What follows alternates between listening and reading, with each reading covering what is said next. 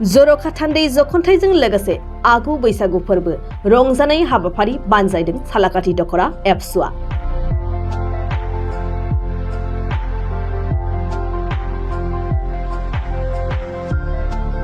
थांनाय 2023 मायथाइनि डिसेम्बर दानाव खुंफुं जानाय जेब्रैथि थान्दै जख'न्थाइनि गेजेरजों सालाकाथि दख'र एबसुनि सिङावनो सालाकाथि दख'र गाम्बारि फाइकि हान्जा दाफुंनायनि थांखि आजावनानै लानाय बादिनो दिनै सालाकाथि आमलाइगुरि सालबागानाव खुंफुंनाय मोनसे जर'ख थान्दै जख'न्थाइनि गेजेरजों मावफुं आफादखौ दाफुंनानै लायो।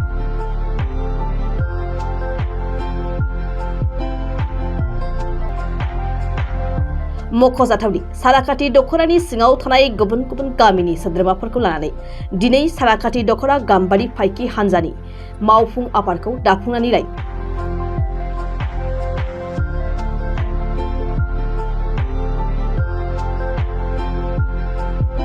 थान्दै जख'न्थाइजों लोगोसे आगु बैसागु फोरबो रंजानाय आरो बोथिसे ओंखाम जालायनायबो लायो। हाबाफारियाव दख'रानि सिङाव थानाय गुबुन गुबुन गामिनि रायजो राजाफोरजों लोगोसे क'क्राझार जिल्ला एबसुनि आफादगिरि कृपेश दैमारि, क'क्राझार जिल्ला एबसुनि बिबानगिरि जांगिरा औवारि आरो सालाकाथि दख'रानि गोबां सानसुमैगिरिफ्रा बाहागो लायो।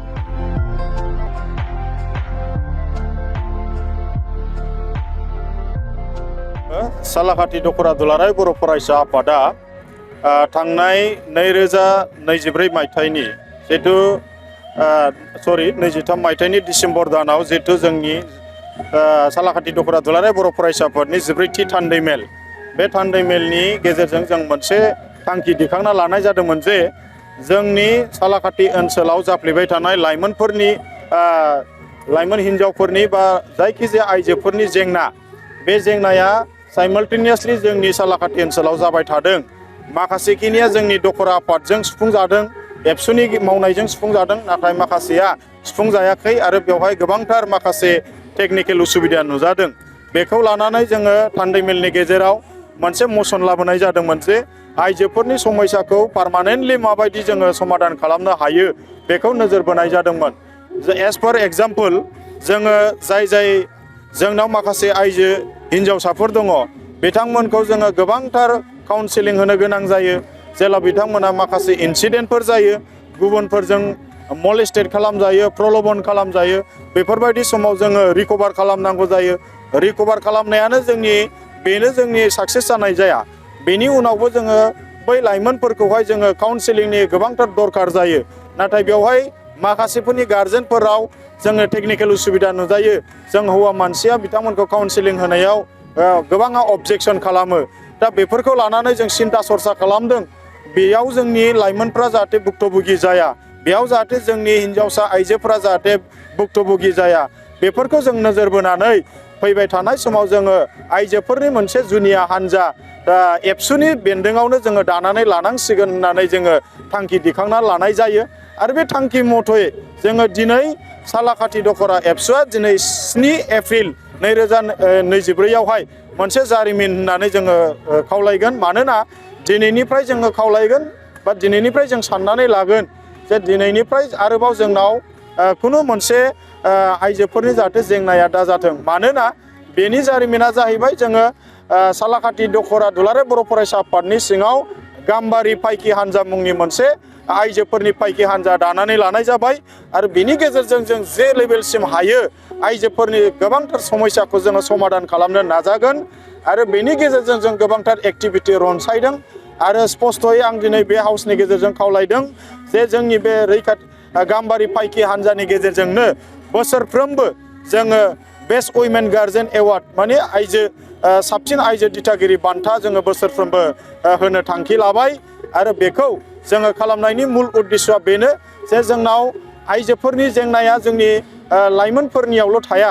मानोना आथिखाल मुगायाव जों नुगासिनो दङ, जायफ्रानाखि गथ' गथाय दङ, संसार गारनानै गथ' गथायखौ गारनानै जोङो गुबुनजों आरो सेकेन्ड टाइम हाबा जाहैनाय, थार्ड टाइम हाबा जाहैनाय।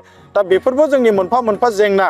दा बेफोर जेंनाखौ माब्रैबा जोङो खमायलांनो थाखाय जोङो सिन्था खालामदों। आरो बेखौ लानानै जों आसा फारिदों जे नै बेफोरबायदि माखासे बान्थानि गेजेरजों गोबांथार जोंनि दिथागिरिफ्रा मोनसे थार लामाखौ सायख'गोन जों बेखिनिखौ आसा फारिदों आरो जों आसा फारिबावदों बे फायखि हान्जानि गेजेरजों गोबांथार जों मावनो हायि खामानिफ्रा मावफुंजागोन मानोना बे जोंनि गाम्बारि फायखि हान्जाया मोनसे इन्टारनेल एजेन्डा होननानै जों साननांगोन मानोना जोंनावहाय गोबांथार बेबायदि जोंनाव आफादफोर दङब्लाबो नाथाय माखासे स्पेसिफिक आयदाफ्राव खामानि मावनो जोंनाव माखासे जोंना टेकनिकेल उसुबिदा नुजायो दिनैनि थारिखाव जों नुबाय जोंनाव आइजो अनसाय आफाद दं एबा आबोब दङ जों बुंनो लुगैयाखै आबोबा मावाखै जों बुंनो लुगैयाखै आबोबा गैला होननानै आबोबा दङ आबोब आरो बा बर' आइजो अनसाय आफादा बिथांमोननि खामानिखौ मावगोन नाथाय बिथांमोना आनसलिक लेभेलाव मालाबा बेबायदिनो जेंना नुजायो जोंना मिरुनिफ्राय बा जिल्लानिफ्राय बिथोन फैयाखै होननानै गोबां खामानिखौ हयथ' मावनायाव टेकनिकेल उसुबिदा नुजायो बेखाय जोङो नैबे जोंनि एबसुनि बेन्दोङावनो थानानै मोनसे बेनारावनो थानानै जोङो जेसेबां लेभेलाव हायो जोंनि नैबे आइजोफोरनि जेंनाखौ जों सुस्रांनो हागोन जोंहा बेखौ गोबांथार फोथायनाय दङ बेखौ लानानै दिनै नोंथांमोना नुबाय जोङो मोनसे सालाकाथियाव मैखोम मोनसे समायना रमायना साल बागान बिफां दङ बेनि सिङाव दिनै जोङो लोगोसेनो फ्रि बैसागु अर्थात आगु रंजालि बैसागु खुंफुंनाय जादों उद्देस्यआ बेनो जे जोंनो गोबां समाव जोंनि नैबे साल बागानफोरखौहाय जोंहा दानस्राङो जोंनि माखासे माने समाजनि बेरेखा मानसिफोर थायो जायफ्रानाखि सर्ट वेजों इनकाम खालामनो लुबैयो बिथांमोना बेबायदि जोंनि मिथिंगायारि सम्पदखौ फोजोबस्राङो जों बेखौ लानानै जों बेजोंनो मोनसे एवारनेस होनो लुगैदों मिथिंगानि सम्पतिया जोंनो खोब दरखारि बेयाव जोङो नांगौ रोखोमै गोबांथार हाबाफारि लानो हायो बा जे लेभेलाव हायो जोङो जोंनि खामानियाव नांनाय बायदि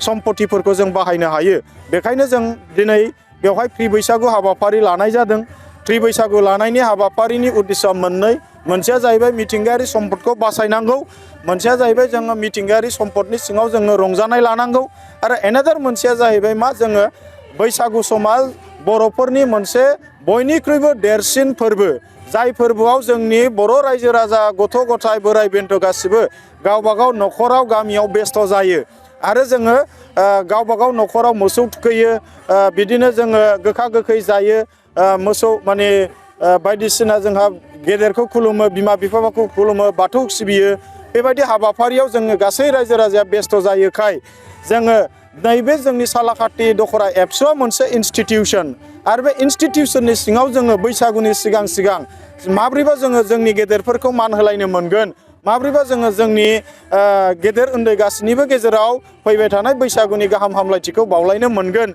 बेखौ खाबु लानानै जोङो फ्रि बैसागु हाबाफारिबो लाफानाय जादों।